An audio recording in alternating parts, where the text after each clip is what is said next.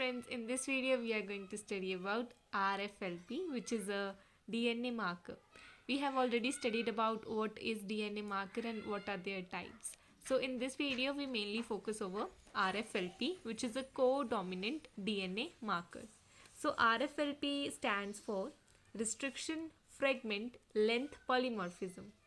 यहाँ नाम से ही पता चल रहा है we are using restriction endonucleases enzyme in order to create the fragments of DNA, and polymorphism over here indicates that there is presence of two or more variant forms of a specific DNA sequence. जब एक specific DNA sequence की दो या दो से ज़्यादा variant form present हो among different individuals और population, that is said to be polymorphism. तो पॉलीमॉर्फिज्म का मतलब है एक स्पेसिफिक डीएनए सीक्वेंस का होना, उसकी दो या दो से ज़्यादा वेरिएंट फॉर्म प्रेजेंट होना अलग अलग इंडिविजुअल्स में या पॉपुलेशन के अंदर, दैट इज़ पॉलीमॉर्फिज्म. तो एक ही स्पेसिफिक डीएनए सीक्वेंस की अलग अलग वेरिएंट फॉर्म जो है हम डिटेक्ट करते हैं through RFLP, which is restriction fragment length polymorphism. RFLP is a kind of co-dominant marker, which means that both the markers which is from the parent 1 and parent 2 gets transferred to the first generation. Here it's a hybridization based method. Hybridization we have already talked about in blotting techniques. In southern and northern blotting we have seen that what is nucleic acid hybridization. It's basically we form a hybrid by using a probe. Probe is a single stranded nucleotide sequence which is synthesized in the laboratory according to the requirement. So the target DNA is hybridized with a probe, and this is called hybridization based method. Here in our RFLP we cannot use PCR, which is polymerase chain reaction. यहाँ पे PCR हम नहीं करते क्योंकि जो हमें DNA होता है हम उस DNA की जो है मल्टीप्लिकेशन नहीं करते. हम सिंपली जितना भी हमारे पास जो भी सैंपल हमें मिलता है उसमें से हम DNA को निकाल के उसको डायरेक्ट हम एनालाइज करते हैं, उसकी PCR हम नहीं करते. And this is the reason why we need high amount of DNA. तो ज़्यादा DNA इसलिए लेना पड़ता है क्योंकि हम PCR उस पर रन कर नहीं सकते, तो हमें सैंपल रन करने के लिए DNA तो चाहिए, तो DNA ही हमें ज़्यादा एक्सट्रैक्ट करना पड़ता है और उसका PCR हम नहीं कर सकते. And since we know it's a codominant marker, तो यहाँ पे ये दोनों के दोनों पेरेंट्स का मार्कर जो है वो ट्रांसफ़र होता है in the first generation. So this is introduction about restriction fragment length polymorphism. ये जो RFLP है इसमें हम यूजुअली सदर्न ब्लॉटिंग जैसे हमने टेक्निक पढ़ी थी प्रीवियस वीडियोस में, उसी की तरीके से यहाँ पे की जाती है. अब RFLP में मैंने बोला है कि रिस्ट्रिक्शन एंडोन्यूक्लिएजेस एंजाइम्स की जो है मदद ली जाती है in order to create DNA fragments. तो DNA के फ्रेगमेंट्स क्रिएट करने के लिए हमें रिस्ट्रिक्शन एंडोन्यूक्लिएजेस चाहिए, जो हमें पता है बहुत सारे होते हैं जैसे कि EcoR1. तो यहाँ पे हम किस तरीके से हम RFLP की मदद से जो है अलग अलग DNA के स्ट्रैंड्स या RFLP मार्कर्स जो है वो आइडेंटिफाई कर पाते हैं. यहाँ पे हम एक एग्जांपल लेते हैं. मान लीजिए एक DNA 1 एक पर्टिकुलर इंसान का हमने DNA लिया एक का, और DNA 2 जो है हमने दूसरे इंडिविजुअल से लिया. तो ये जो है दो अलग अलग इंडिविजुअल्स के DNA हैं. अब हम इस पे जो है एक पर्टिकुलर हम रिस्ट्रिक्शन एंडोन्यूक्लिएजेस को डाल देंगे. रिस्ट्रिक्शन एंडोन्यूक्लिएजेस का काम है DNA को फ्रेगमेंट्स में कट करना, क्योंकि जो रिस्ट्रिक्शन एंडोन्यूक्लिएजेस होते हैं वो एक पर्टिकुलर सीक्वेंस जो है न्यूक्लियोटाइड की उसको वो रिकॉग्नाइज करते हैं और वहाँ से उसको क्लीव कर देते हैं.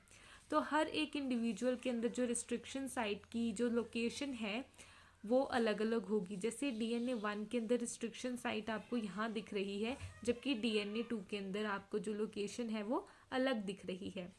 अब ये जो रिस्ट्रिक्शन साइट की लोकेशन है ये डिफ़र कैसे करती है? ये डिफ़र करती है due to the presence of VNTRs. VNTRs are variable number of tandem repeats. हम टेंडम रिपीट्स के ऊपर भी एक वीडियो कर चुके हैं. यहाँ पे ये जो रिपीट्स होते हैं ये अननेसेसरीली नॉन कोडिंग जीन्स के रिपीट्स होते हैं, तो इनको VNTRs कहते हैं.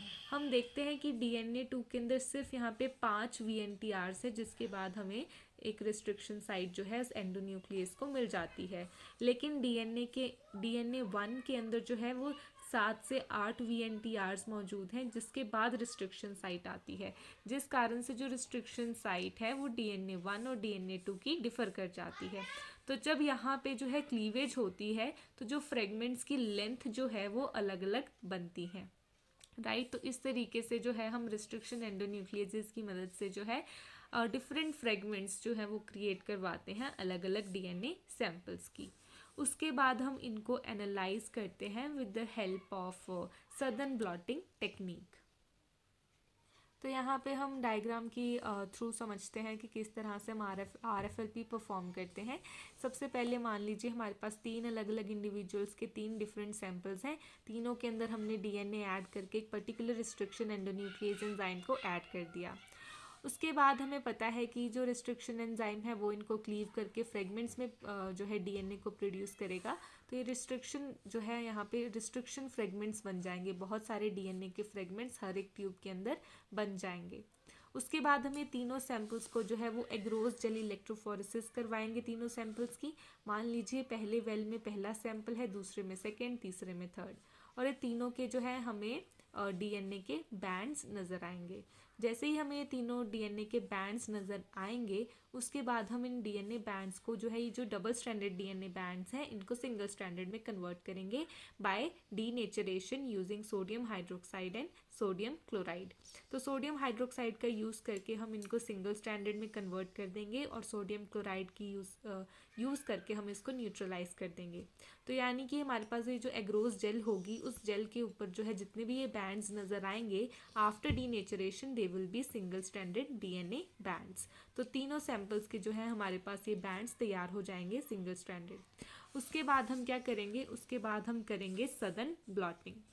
सदर्न ब्लॉटिंग में जैसे कि हमने पहले भी पढ़ रखा है, सदर्न ब्लॉटिंग के अंदर हम क्या करते हैं, एक स्पॉन्ज का यूज़ करते हैं और एक अल्कलाइन या ट्रांसफर बफर का इस्तेमाल करके हम कैपिलरी एक्शन के थ्रू जेल जो एग्रोस जेल है उस पर जो बने सिंगल स्ट्रैंडेड बैंड्स होते हैं उसको हम ट्रांसफ़र करवा देते हैं एक नाइट्रोसेलुलोज मेम्ब्रेन के ऊपर, और इस प्रोसेस को हम बोलते हैं ब्लॉटिंग। तो हम स्पॉन्ज की मदद से जो है कैपिलरी एक्शन के थ्रू जेल पे बने हुए जितने भी डीएनए स्ट्रैंड्स होते हैं उसको ट्रांसफ़र कराते हैं मेम्ब्रेन पे, और यहाँ पे हमने वॉटमैन पेपर रखे होते हैं, वेट रखा होता है। तो जैसे जैसे कैपिलरी एक्शन होते होते सब कुछ वेट होता जाता है, तो जब ऊपर जो टॉवल होता है जब तक वो वेट ना हो जाए तब तक हमें जो है ब्लॉटिंग कंप्लीट नहीं होती। तो जैसे ही ऊपर वाला टॉवल वेट हो जाता है हमें पता लग जाता है कि ब्लॉटिंग कंप्लीट हो गई है और जेल पे जितने भी सिंगल स्ट्रैंडेड डीएनए स्ट्रैंड्स के बैंड्स बने हुए हैं वो सारे के सारे मेम्ब्रेन पे ट्रांसफ़र हो जाते हैं। तो इस तरीके से हमारे पास जो है यहाँ पे सदर्न ब्लॉटिंग हो जाती है, right. It's all written over here. तो यहाँ पे सदर्न ब्लॉटिंग होने के बाद हमारे पास ये जो मेम्ब्रेन होती है इस मेम्ब्रेन को हम निकाल लेते हैं। अब इस मेम्ब्रेन को निकालने के बाद क्योंकि हमें पता है इस मेम्ब्रेन पे क्या है, इस मेम्ब्रेन पे सिंगल स्ट्रैंडेड डीएनए है, हम जो है एक प्रॉब जो है सिंथेसाइज करते हैं लेबोरेटरी में जो कि रेडियो लेबल्ड प्रॉब होते हैं। इन प्रॉब्स को जो है अपने कॉम्प्लीमेंट्री डीएनए के साथ जाके जो है हेट्रोड्यूप्लेक्स स्ट्रक्चर बनाना होता है। तो ये कैसे बनाते हैं, ये प्रॉब जो है हम जो है एक सॉल्यूशन के अंदर डालते हैं, प्रॉब सॉल्यूशन। तो प्रॉब सॉल्यूशन के अंदर हम मेम्ब्रेन को भी डालते हैं, इस मेम्ब्रेन को हम प्रॉब सॉल्यूशन के अंदर डालते हैं, इंक्यूबेट करते हैं। इंक्यूबेट करने के बाद हम कुछ वक्त तक वेट करते हैं, फिर वॉश करके उसको ऑटो रेडियोग्राफी करते हैं और फिर हम देखते हैं कि कुछ जो प्रॉब्स हैं हमने जिस कॉम्प्लीमेंट्री सीक्वेंस या जिस टारगेट डीएनए को लेके हमने जो प्रॉब्स बनाए थे वो उसके साथ जाके हाइब्रिडाइज हो गए हैं। तो यहाँ पे हम सैम्पल 1, सैम्पल 2, सैम्पल 3 पढ़ रहे थे। तो तीनों सैम्पल्स में हम देखते हैं कि कहाँ कहाँ पे पेरेंट 1, पेरेंट 2 और फर्स्ट फिलियल जनरेशन मान लेते हैं हम। तो हम देखते हैं कि कौन कौन से बैंड्स जो हैं वो कितने हमारे फर्स्ट फिलियल जनरेशन पे जाके पास ऑन हुए हैं। तो इस तरीके से हम जो है एक इंडिविजुअल को दूसरे इंडिविजुअल से डिफ्रेंशिएट कर सकते हैं। तो इस तरीके से हम देखते हैं कि एक डीएनए प्रॉब सॉल्यूशन जो है यहाँ पे हमें देख सकते हैं। तो this is the step of hybridization and radioactive probe. तो इस तरीके से हम जो है हम देखते हैं कि किस तरीके से हम अपनी RFLP टेक्निक को कंप्लीट करते हैं। अब इसमें हम नेक्स्ट स्टेप जो देखते हैं वो देखते हैं कि हम फाइनली जो है पूरी वॉशिंग करके हम पूरी जो फिल्म है, एक्सरे फिल्म है, उसको एनालाइज करते हैं। तो यहाँ पे हम देख सकते हैं हमने रिंस करके हमने अनअटैच प्रॉप्स को जो है बाहर निकाल दिया। उसके बाद जो हमारे पास बेसिक फिल्म बची है वो ये है, और हम तीनों सैम्पल्स को हम पढ़ रहे थे, तो हम देख रहे हैं कि किस तरह से कहाँ कहाँ जो है बैंड्स मैच करते हैं या मिसमैच करते हैं। तो हम देखते हैं पेरेंट 2 के जितने भी बैंड्स थे वो जो है थर्ड सैम्पल के साथ मैच कर रहे हैं। हम देख सकते हैं यहाँ पे सिंपली जो सेकेंड सैम्पल है वो थर्ड सैम्पल के साथ मैच कर रहा है, जबकि फोर्थ सैम्पल जो है वो डिफ़र करता है। तो इस तरीके से हम जो है देख सकते हैं इस चीज़ को, और इसकी मदद से हम क्रिमिनल आइडेंटिफिकेशन कर सकते हैं। मान लीजिए क्रिमिनल है, उसका कोई ब्लड स्पॉट जो है वो कहीं गिर गया, हमने उसकी RFLP उसी का पहले ब्लड सैंपल लिया, फिर उसके जो स्पॉट्स जहाँ पे हमें मिले वहाँ से हमने ब्लड स्पॉट से सैंपल इकट्ठा किया और फिर उसकी RFLP करवा दी, तो उसके जो बैंड्स हैं वो इस तरह से सिमिलर आएंगे, यानी कि सेकेंड और थर्ड बैंड दोनों सिमिलर आएंगे। तो हमें पता चल जाएगा कि जो सेकेंड और थर्ड है ये एक ही इंसान है और ये ही क्रिमिनल है, या इसी की जो है हम आइडेंटिफिकेशन कर रहे थे। तो इस तरीके से RFLP टेक्निक जो है वो अपनाई जाती है, which is restriction fragment length polymorphism. It's a को डोमिनेंट DNA मार्कर। अब हम बात करेंगे एडवांटेजेस की। यहाँ पे हम मेजर कर सकते हैं variation at the level of DNA sequence. तो हम वेरिएशन को बहुत अच्छे से यहाँ पे मेजर कर सकते हैं। इसके अलावा हम फाइलोजेनेटिक रिलेशनशिप्स को स्टडी कर सकते हैं, gene mapping, disease gene, criminal identification, phylogeny, इन सब की या पेटर्निटी टेस्ट जो है वो कर सकते हैं। हमें पता है ये कोडोमिनेंट मार्कर है, तो paternity test is very easy to perform in this case. अगर बात करें इसके डिसएडवांटेजेस की, तो यहाँ पे मैंने बताया कि हमें बहुत ज़्यादा लार्ज अमाउंट में जो है वो DNA चाहिए होता है। उसके अलावा यहाँ पे हम जो प्रॉब यूज़ करते हैं वो रेडियो एक्टिव होता है, तो जब हम इस टेक्निक को यूज़ कर रहे होते हैं तो ये थोड़ी सी हैज़ार्डस हो सकती है, और इसमें हमें काफ़ी ज़्यादा जो है प्रोटेक्शन की ज़रूरत पड़ती है। इसके अलावा the other disadvantages is that it's not useful in detecting point mutations। तो हम point mutations को यहाँ पे डिटेक्ट नहीं कर सकते in case of RFLP, and the level of polymorphism is low। This is very important to note down. In RFLP technique the polymorphism का जो लेवल है, पॉलीमॉर्फिज्म का मतलब क्या है कि हमारे पास जो DNA एक स्पेसिफिक DNA सीक्वेंस है उसकी दो या दो से ज़्यादा वेरिएंट फॉर्म प्रेजेंट हो। एक पर्टिकुलर DNA सीक्वेंस की दो से ज़्यादा वेरिएंट फॉर्म प्रेजेंट हो, तो वो जो है हम यहाँ पे इतनी अच्छे से पॉलीमॉर्फिज्म इतना ज़्यादा हम एनालाइज नहीं कर सकते।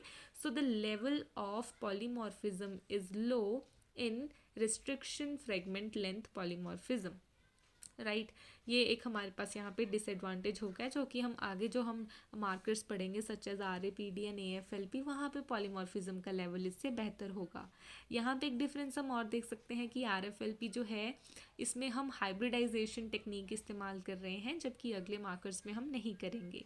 यहाँ पे हम प्रॉब्स का इस्तेमाल कर रहे हैं विच इज़ रेडियो लेबल्ड, जबकि जो RAPD एंड AFLP है उसमें हम नहीं करते।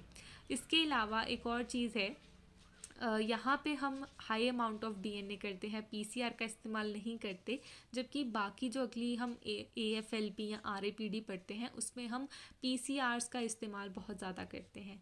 तो ये एक तरीके से हमें डिफरेंस बताता है कि किस तरीके से RFLP जो कि को डोमिनेंट मार्कर है वो किस तरह से डिफ़र करता है from RAPD and AFLP which is a dominant marker, and they are based on PCR techniques and it's based on hybridization technique. So this is all about RFLP. I hope that you liked this video, and if you did then please don't forget to like, subscribe, share and comment. Thank you.